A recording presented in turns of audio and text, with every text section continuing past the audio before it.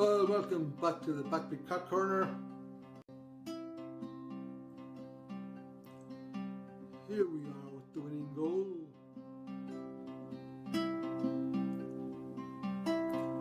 It might go something like this.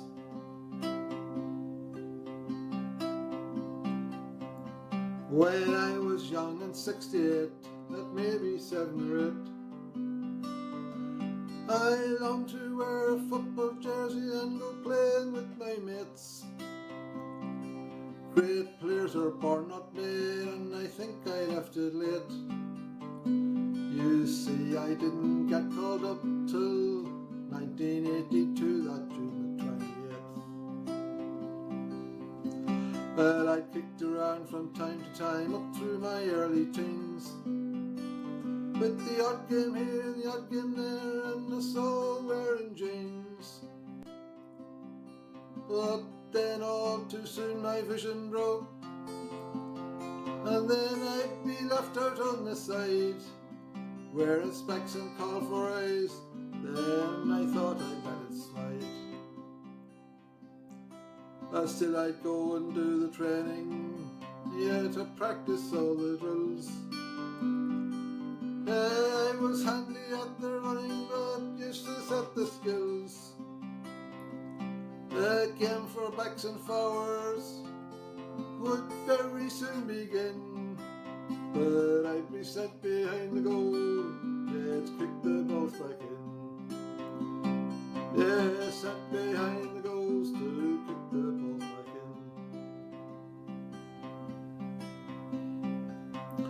I still encountered problems for when I went to kick the ball. Sometimes when I swung my leg, I could miss-kick it right and all.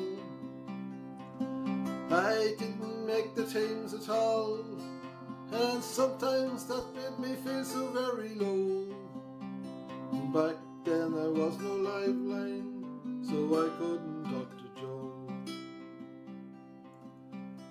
But by chance it came in '82, when I arrived in London town. They'd heard I came from Scottstown, a town of Garrynown.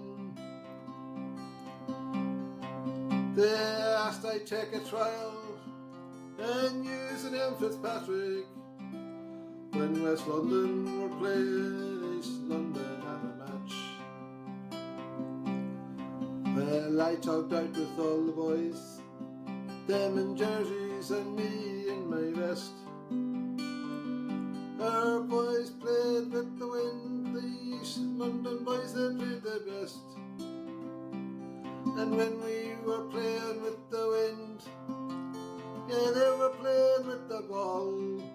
And at half time they drew 7 on the board, and the score of our boys was 5-all. Yeah, and the score of our boys was 5-all. Well, the second half was different, as we'd made a great comeback. With 5 minutes left to play, we had them on the rack. Our boys were leading by 2 points, and the time was nearly up. The captain, he was thinking, very soon he'd lift the cup. Our substitutes out on the line, already celebrating, but oh no, not me.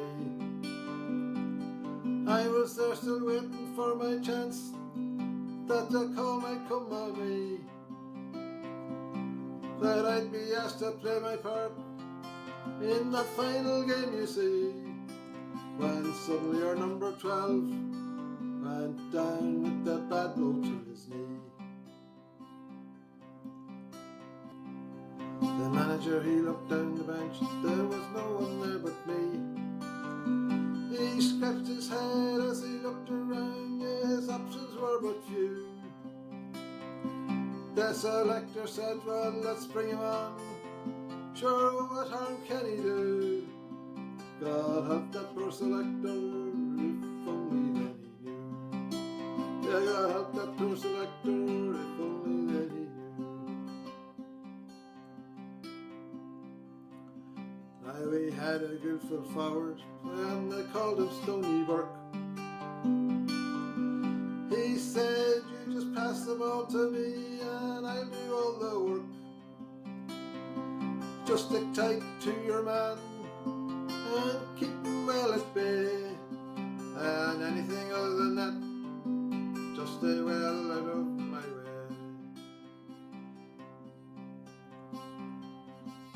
Well, no sooner had he spoke those words than the first ball came my way, and I fixed to get my gaze upon it as I began to play. The cornerback put up his hand, and I firmly stood my ground.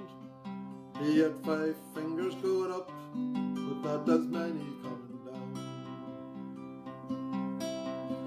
Well, I slipped the ball then out to Burke, him off to my left side, and he stood before the open goal, and the agent kicked it wide. Well, I resolved both there and then, and swore that come what may, I'd take the next one on myself if one should come my way. Yeah, I'd take the next one on myself if one should come my way. Then another high ball came raining down, and I went up again once more. This time the back was ready, his fingers still quite sore. Well, I was 2 feet in the air when he gave a dirty pull, and before he even reached the ground, he had opened up my skull. And with the medics scattered round me, I said, a physio unto me, how many fingers have I got up? He said, 1 or 2 or 3. Well, I looked at him, my eyes had glazed, just glad to be alive. Says I, can you repeat the question, or is the answer 5? That was then I fell unconscious, and the ref was heard to say, get that fellow off the pitch, there's a minute left to play. Well, they put me on a stretcher, and my journey off begun, as the ambulance was there waiting down near the 21. Well, he had very nearly reached it, and all would soon be well, but the handle on the stretcher broke, and to the ground I fell.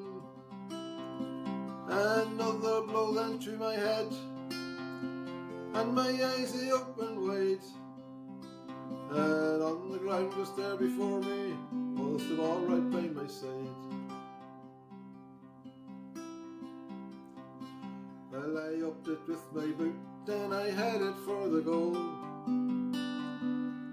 I could hear the crowd all roaring, I thought it was go on your own.